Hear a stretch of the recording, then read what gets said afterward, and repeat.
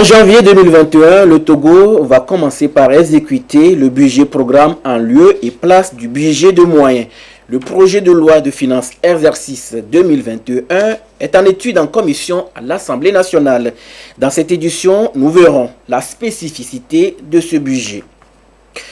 Le Togo a réalisé une bonne performance en matière de réforme sur l'obtention du permis de construire, un indicateur qui a pesé lourd dans le classement d'une business 2020. Les progrès à suivre tout à l'heure. Et puis, la digitalisation est considérée comme un levier de dynamisation des projets de développement au Togo. 25,5 milliards de francs CFA sont alloués au secteur du numérique pour l'année prochaine. Les défis dans un instant. Voilà pour le sommaire. Où que vous soyez, vous êtes en direct sur la télévision togolaise. Bonsoir et bienvenue dans cette édition. Dans 5 semaines, le Togo va basculer dans le budget programme. Plus question du budget de moyens. Depuis hier lundi, les parlementaires planchent sur le projet de loi de finances exercice 2021. Les travaux en commission ont été lancés par la présidente de l'Assemblée nationale, Yawa Djigbori Tchegan. Mais le budget programme a sa spécificité. La nouveauté dans le budget programme, c'est un dossier signé Ekwesala. L'étude en commission à l'Assemblée nationale du projet de loi de finances gestion 2021 a d'ores et déjà démarré. Il s'agit d'aller significativement à une gestion axée sur les résultats. Dans ce schéma, la fonction d'ordonnancement est déconcentrée. L'exercice budgétaire est l'instrument important de mise en œuvre de la politique gouvernementale. Le rôle des contrôleurs financiers, des responsables de programme, des planificateurs est renforcé, ceci pour des suivis et évaluations efficaces dans la gestion des ressources budgétaires. Les présidents d'institutions de la République et les ministres sectoriels seront désormais ordonnateurs de leur propre crédit budgétaire et signeront aussi les marchés en deçà du seuil de 350 millions de francs CFA. Il consacre désormais la gestion axée sur les résultats avec des objectifs très clairs assignés à chaque département ministériel, à chaque structure et aux responsables de programme. Cet exercice consacre aussi la déconcentration de la fonction d'ordonnancement. Avant, c'était le ministre des Finances qui était l'ordonnateur principal unique en dépenses et en recettes du budget de l'État. Aujourd'hui, il reste bien sûr l'ordonnateur principal unique en recettes, mais la fonction d'ordonnateur en matière de dépenses est désormais déconcentrée au niveau de chaque ministère et chaque structure, chaque institution de l'État. Voilà la nouveauté. La politique budgétaire aura pour soubassement un cadrage macro-budgétaire qui tient compte d'une part de l'environnement économique international et national marqué par la crise sanitaire et d'autre part de la capitalisation des résultats obtenus du programme de facilité élargie de crédit conclu avec le Fonds monétaire international, notamment en termes d'assainissement des finances publiques, ainsi que des réformes courageuses que Son Excellence, Monsieur le Président de la République, a mis en œuvre pour améliorer le climat des affaires. En ce qui concerne le budget programme de l'État, il est composé de 108 programmes et de 18 dotations. À chaque programme sont rattachés des objectifs stratégiques mesurés par des indicateurs de performance. Le budget qui ressort du projet de loi de finances 2021 est projeté à 1521,6 milliards de francs CFA en charges et ressources contre 1638 milliards de francs CFA dans la loi de finances rectificative 2020, soit une baisse de 7,1%. 25,5 milliards de francs CFA, c'est le budget retenu pour dynamiser davantage le secteur numérique au Togo. Le numérique au profit du développement, c'est une priorité du gouvernement Dogbé. De grandes réalisations ces dernières années ont été effectuées. On fera davantage. Quel est donc l'environnement numérique que rêve le Togo? Dodo Haré, précision. Ces dernières années, l'écosystème numérique du Togo a été impacté de diverses manières avec de grands investissements dans le domaine. De véritables initiatives ont été prises pour l'essor du numérique, à l'instar du e-Gouv, de la construction du data center, de la mise en place de l'autorité de régulation des communications électroniques et des postes. Des projets comme Communauté connectée de demain sont en cours dans les milieux ruraux, tout comme le dispositif numérique mis en place pour assurer un accès continu à l'eau dans les milieux ruraux. Le Togo veut faire plus en investissant davantage dans le domaine. Plus de 25 milliards de francs CFA sont prévus pour dynamiser convenablement l'économie numérique. Cette enveloppe budgétaire va conduire le pays vers sa vision, celle de devenir une référence régionale dans le développement digital. Les 25,5 milliards dédiés au numérique en 2021 représentent 3,3% des crédits affectés aux ministères et institutions. L'autre ambition est de faire du secteur numérique un véritable levier de modernisation de l'économie et de la société. Pour y parvenir, le pays compte créer et renforcer les projets et programmes liés au numérique. Le gouvernement porte une attention particulière aux projets d'identification biométrique qui devraient accélérer la formalisation des acteurs économiques togolais et renforcer l'accès universel aux services sociaux de base. L'État compte étendre d'ici à 2025 la couverture réseau Internet fixe et mobile à 95% de la population. Il faut croire que le secteur présente aujourd'hui des atouts énormes pour rendre l'économie plus florissante et garantir de meilleures conditions de vie aux habitants. C'est d'ailleurs la raison pour laquelle le chef de l'État s'est engagé à étendre l'Internet à très haut débit avec le déploiement de la fibre optique dans toutes les préfectures, les zones économiques d'infrastructure, les lycées et centres de santé publics, avec pour ambition de faire du Togo un pays 100% fibre optique. Les principales villes seront couvertes par la 4G et les programmes d'accès aux services sociaux de base, Agri-PME, Sophie, CISO, vont se poursuivre au travers du numérique. Des projets comme Wi-Fi Campus, e-Justice, e-Village seront également renforcés pour davantage simplifier la vie à chaque citoyen. Et voilà l'environnement numérique dont rêve le Togo. L'Afrique opte pour la stimulation de sa croissance afin de réduire significativement la pauvreté. Bref, élargir l'inclusion économique. Cette noble ambition sera portée par la ZLECAf, zone de libre-échange continentale africaine. Au Togo, agents de douane et commissionnaires en douane agréés se retrouvent pour une meilleure compréhension de cet accord. Cédric Winiga, Marie-Ange Bida. Le 1er janvier 2021 sera effectif au Togo et dans les États parties le démantèlement des droits tarifaires, une condition issue de la mise en œuvre de l'accord sur la zone de libre-échange continentale africaine ZLECAf. Les agents de douane et les commissionnaires en douane agréés, premiers acteurs concernés par cette nouvelle donne, sont formés à cet effet. Entre nous, pays africains, les échanges sont tellement faibles. Et on s'est dit, pour pouvoir booster ces échanges, il faut créer une zone de libre-échange continentale africaine. Donc, un produit peut quitter le Togo, aller facilement au Bénin, en Côte d'Ivoire, au Cameroun, etc., sans avoir à payer les droits de douane. Les marchandises passent par les frontières. Les douaniers doivent savoir quelles sont les marchandises qui répondent aux critères de la ZLECAf pour bénéficier des préférences. Le douanier doit savoir que tel produit qui arrive vient de tel État parti à l'apport. L'économie du continent africain s'est retrouvée ébranlée par la pandémie du Covid-19. La zone de libre-échange continentale africaine sera un outil important de la relance économique. Le Togo et 43 autres pays africains ont adhéré à cet accord le 21 mars 2018 à Kigali, un accord entré en vigueur le 30 mai 2019.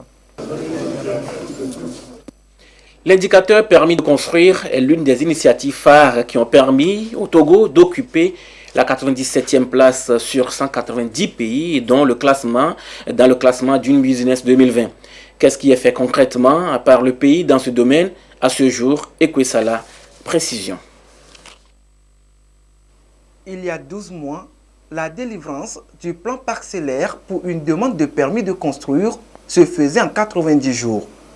Aujourd'hui, le délai est ramené à 10 jours. Un guichet foncier unique est mis en place, regroupant toutes les administrations impliquées au fin de simplifier la procédure d'immatriculation foncière, réduire le coût de délivrance du titre foncier et accroître la sérénité dans la délivrance des titres. En plus, le délai de délivrance des états prescriptifs et des renseignements est ramené à 5 heures contre 48 heures il y a quelques années. Depuis avril 2020, les mutations totales des titres fonciers sont délivrées dans un délai maximal de 6 heures. Les frais de propriété ne s'élèvent aujourd'hui qu'à 35 000 francs CFA.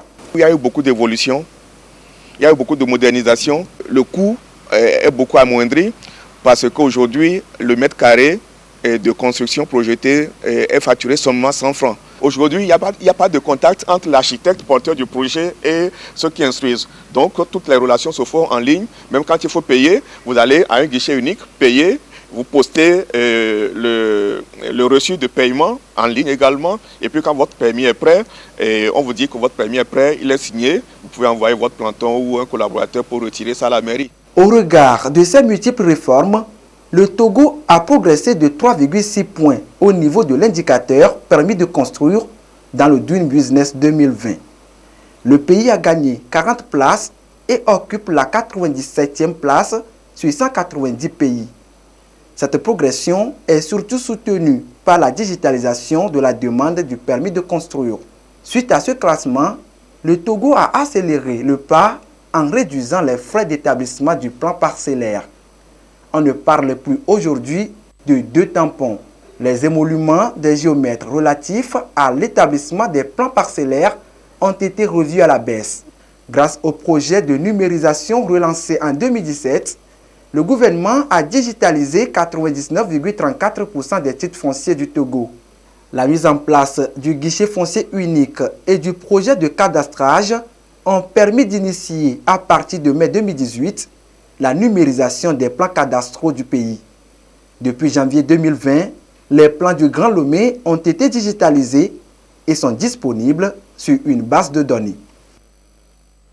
Ce communiqué du ministre en charge de la Santé pour poursuivre cette édition, le gouvernement organise en collaboration avec ses partenaires le deuxième tour de la campagne de riposte vaccinale contre la poliomyélite.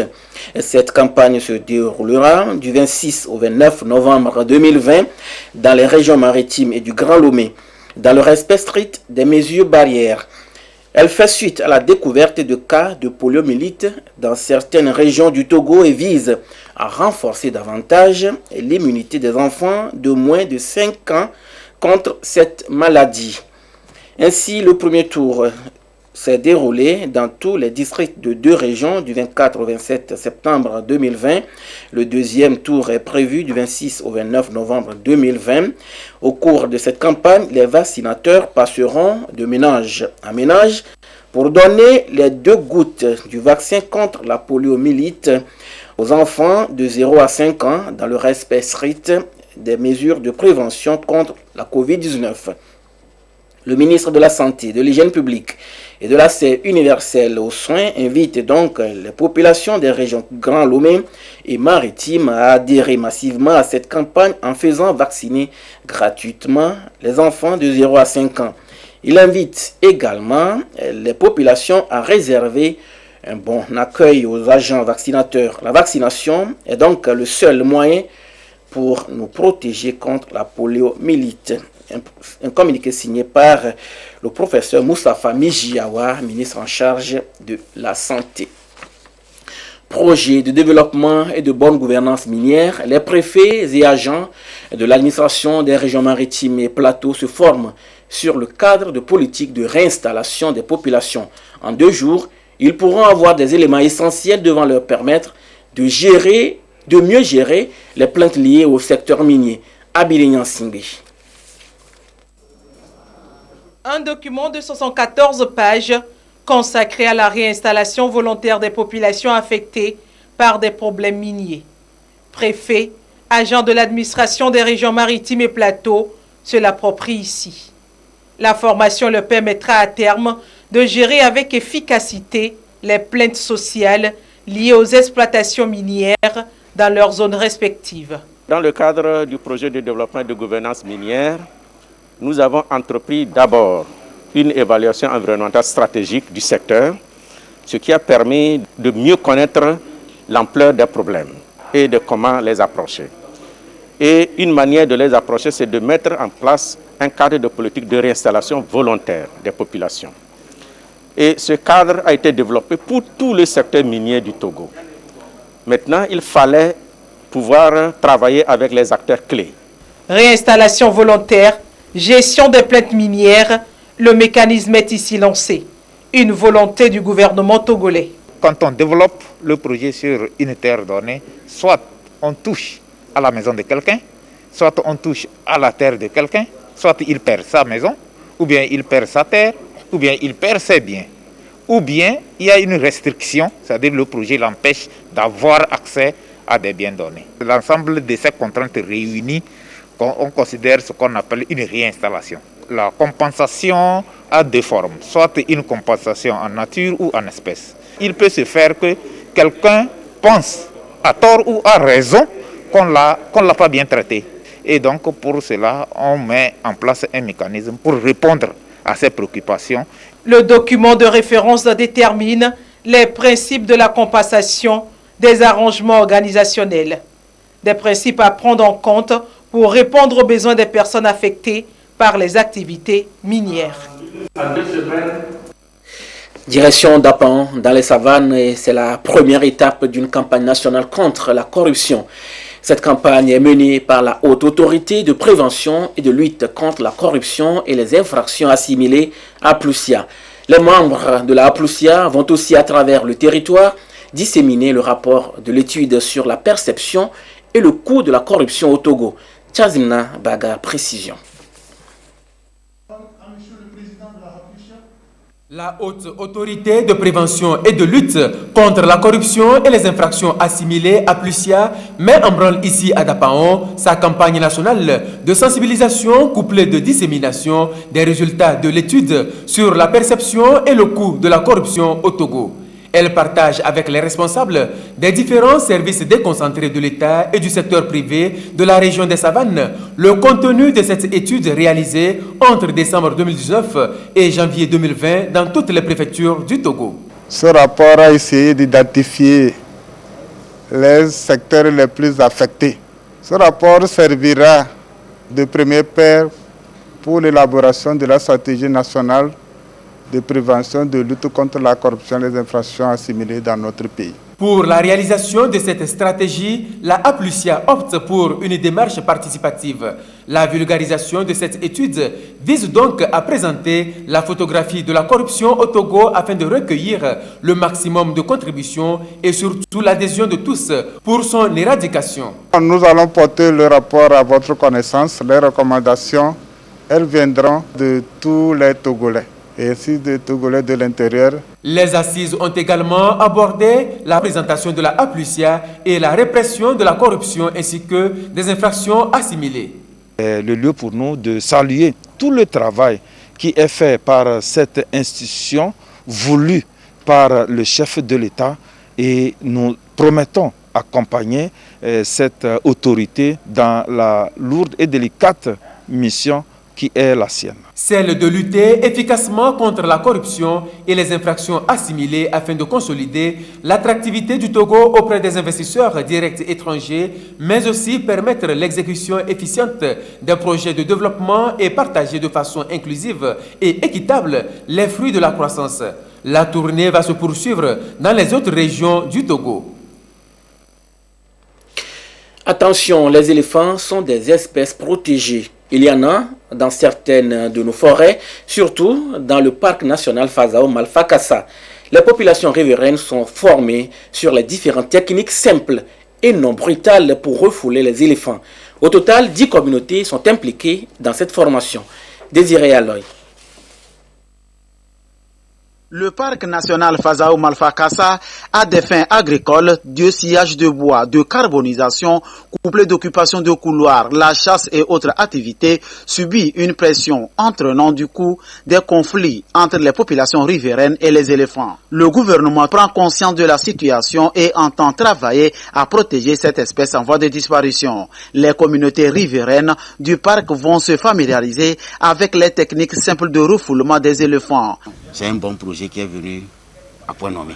Les hommes auront une mentalité changée. Ils regarderont positivement ces animaux.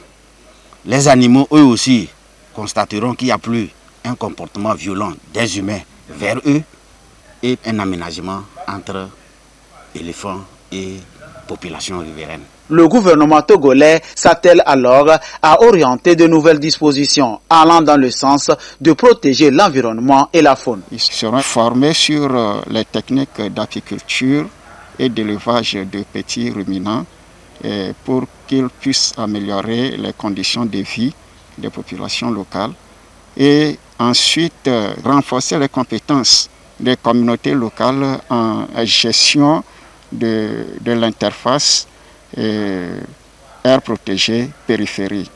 Tout ceci afin de réduire les conflits hommes-éléphants qui pèsent vraiment sur les communautés locales autour de ce parc. Pour cette phase de formation, 10 communautés de 3 cantons, Sotoboua, Tchébébé et Fazao, dans la préfecture de Sotoboua, sont concernées. Elles verront leur capacité d'intervention dans la sauvegarde des populations d'éléphants renforcées par des mesures de gestion participative de cette aire protégée. Le ministre des Armées communique les candidats dont les noms figurent dans le quotidien national Togo Presse sont déclarés admis au concours d'entrée à l'école du service de santé des armées de Lomé, session 2020. Ils sont priés de se présenter à l'école du service de santé des armées de Lomé le vendredi 27 novembre à 7 h. Tous ceux qui ne se seront pas présentés seront considérés comme démissionnaires. Enfin, une télévision spécialement pour les adolescents. Ado TV est lancée samedi dernier. Cette télévision veut offrir aux ados des programmes ludiques et éducatifs qui cultivent l'esprit. Web TV Ado a un programme diversifié.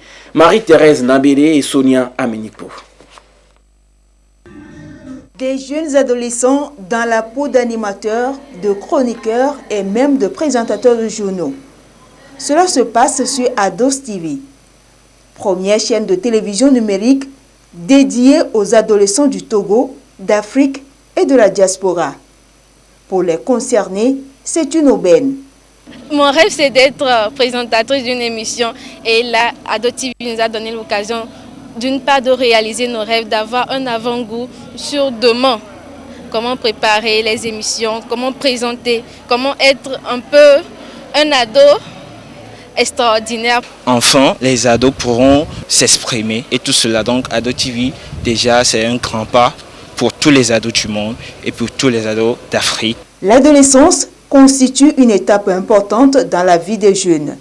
Web TV Ado se veut non seulement une plateforme pour accompagner les jeunes, mais aussi leur offrir un espace pour mieux s'exprimer. On constate qu'il y a une multitude de chaînes au Togo, ailleurs dans le monde. Il y a très peu qui s'occupent de cette cible-là, l'adolescence, qui pourtant est une étape difficile de la vie. Et aujourd'hui, où le monde est confronté à cette crise, nous sommes d'accord que tout se digitalise, on passe au numérique et il est temps qu'on retrouve nos enfants pour les accompagner. Et nos ados, de plus en plus, sont dans la technologie. Ils dorment avec les smartphones, ils mangent avec les smartphones. On s'est dit, retrouvons-les là où ils sont. La Web TV, Ados TV va proposer de l'éducation, de l'orientation, mais aussi de la culture, de la détente. C'est le moment ou jamais de construire leur personnalité, de faire des choix pour demain Ce sont des émissions et des reportages, plein de reportages. Mais attention, nous n'allons pas diffuser à tout moment. Connaissons leur calendrier, nous allons faire notre grille en conformité avec la grille scolaire. La Web TV Ado, c'est une chaîne animée par les enfants, avec les enfants et pour les enfants. C'est aussi un cadre pour les parents de découvrir les talents cachés de leurs enfants. Levée de rideau pour la 4e édition de la Semaine nationale du cinéma togolais. Hier, lundi, un rendez-vous culturel qui met en lumière le 7e art. Cette année, un accent particulier est mis sur 2 figures emblématiques, lesquelles Sonia Menyiko.